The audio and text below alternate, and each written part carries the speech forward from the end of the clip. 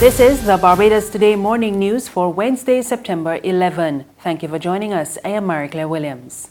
Our top story this morning, Grantley Adams International Airport Inc. has parted ways with its Chief Executive Officer, Neville Boxhill. A statement from the chairman of the board, Victor Fernandes, says Boxhill was the former deputy CEO and was appointed CEO on April 27, 2018, 1 month before elections last year. He said the board has appointed the current deputy CEO, Terry Lane, to act as CEO with immediate effect, and the post will be advertised to find a successor. In other news, the push for Barbadians to buy into the concept of digital currency has gotten the approval of one of the region's top economic minds. Director of Economics at the Caribbean Development Bank, Dr. Justin Ram, has hailed it as a major facilitator of growth and business. He was addressing the third annual Central Bank Meets Blockchain conference. Ram says the Caribbean is on course to becoming one of the poorest regions in the world by 2050, and an established digital currency framework could help reverse that trend. Over the last 2 decades or so, on average, our incomes in the Caribbean were actually above the global average. But something has happened since 2016. Our GDP per capita has now dipped below the global average. And folks, for me, and I'm not sure if for you, but I hope it would be for you as well, this is a call for us to turn things around. Now, one of the reasons why I had no hesitation in answering the call to give this speech this morning was because I know of the challenges that we face in the Caribbean, and we have very few green shoots. But I think that the work that BIT is doing in this region gives us an opportunity, as Peter was saying, to help us leapfrog. And I think that this work on digital will allow us, if we get it right, to get back to where we should be. Because, ladies and gentlemen, when we do the projections, if we stay on this current trajectory, by 2050, the Caribbean will be the poorest region in the world. And we don't want that. Work to improve drainage at Trents St. James is nearing completion. It is expected to bring a much-needed ease for motorists, businesses and residents. During a site visit, project manager in the Ministry of Environment, Ricardo Marshall, said workmen will also be seeking to restore smooth operations in the area by the end of the month. We fought very hard to try and get the roads along Highway 1 reinstated, even though we're not finished all of the work that we have to do, because we're very cognizant of the fact that when you get to that point in time in school and you have those traffic issues, and we're trying to alleviate not just the flooding and drainage issues in the area, but also to improve the general conditions. If you look behind us, you'll see the equipment working, and we've had quite a few challenges here. We were initially hoping to be able to be open in this spot for yesterday as well, but we've had a lot of issues with rain.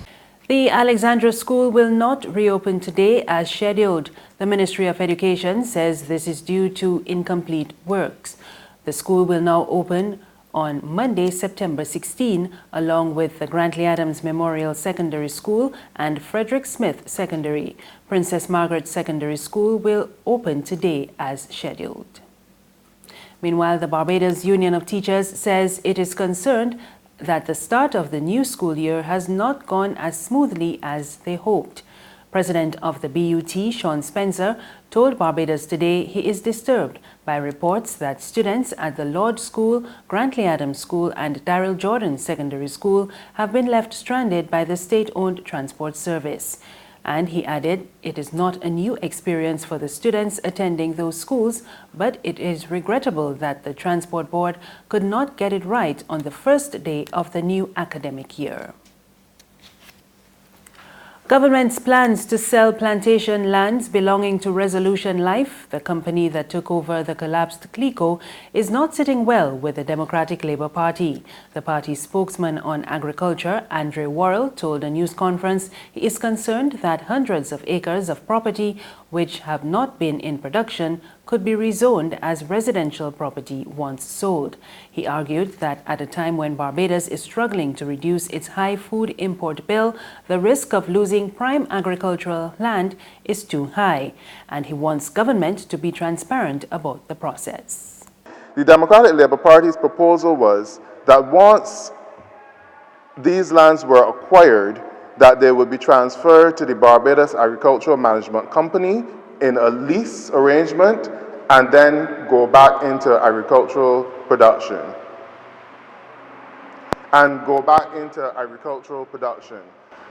We are fearful that the format in which the current administration will be going about the sale and the transfer of these lands, that these properties will fall out of agricultural production.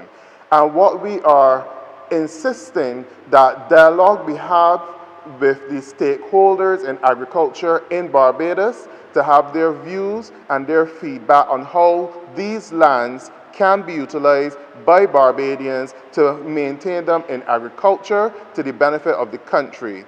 The island's more than 9,000 small and medium-sized enterprises have gotten a major boost to their telecommunications needs. Local SMEs now have access to a tailor-made suite of products known as Flow Business. It was launched at the company's Warren's office yesterday. Country manager of Flow Barbados, Jensen Sylvester, said the company is able to provide these services thanks to substantial financial investments in training call center agents, field implementation, and support personnel and sales representatives specifically for the SMEs. But what we've realized, and we have some numbers, 96% of the businesses in Barbados are actually SMEs. They contribute to some 47% of GDP based on our numbers. And historically, we've serviced those customers by either taking our residential services and kind of upselling them to SMEs, or services for our large enterprise customers and trying to kind of fit them into SMEs, right? And that's from a feature perspective, from a sales perspective, from a support perspective, every perspective. We haven't really been dealing with our SMEs from the ground up. There's regional and international news after this short break.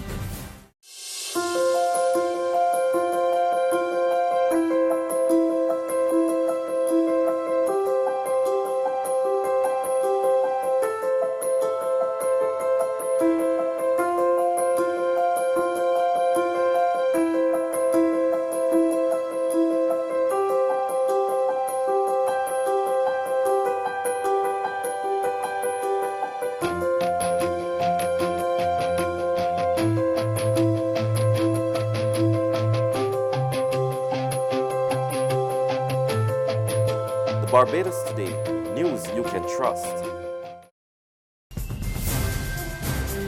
Thank you for staying with us. In news from the region, Jamaica is stepping up efforts to increase visitors from the Caribbean. Director of Tourism Donovan White tells Barbados Today that Kingston has witnessed a 6% increase in visitor arrivals from CARICOM so far this year.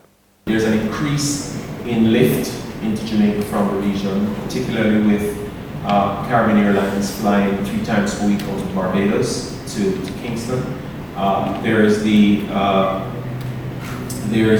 addition or expansion of services by Inter-Caribbean that are flying between islands, moving persons between Montego Bay and Cuba, Montego Bay and Punta Cana, Montego Bay and Havana. There is new plans between Caribbean Airlines to possibly co-share with Cayman Airways as well as the flight to Havana. So there's a tremendous amount of development happening on the air capacity side in the Caribbean. On the international scene, Israeli Prime Minister Benjamin Netanyahu has vowed to annex part of the occupied West Bank if he is returned to office next week.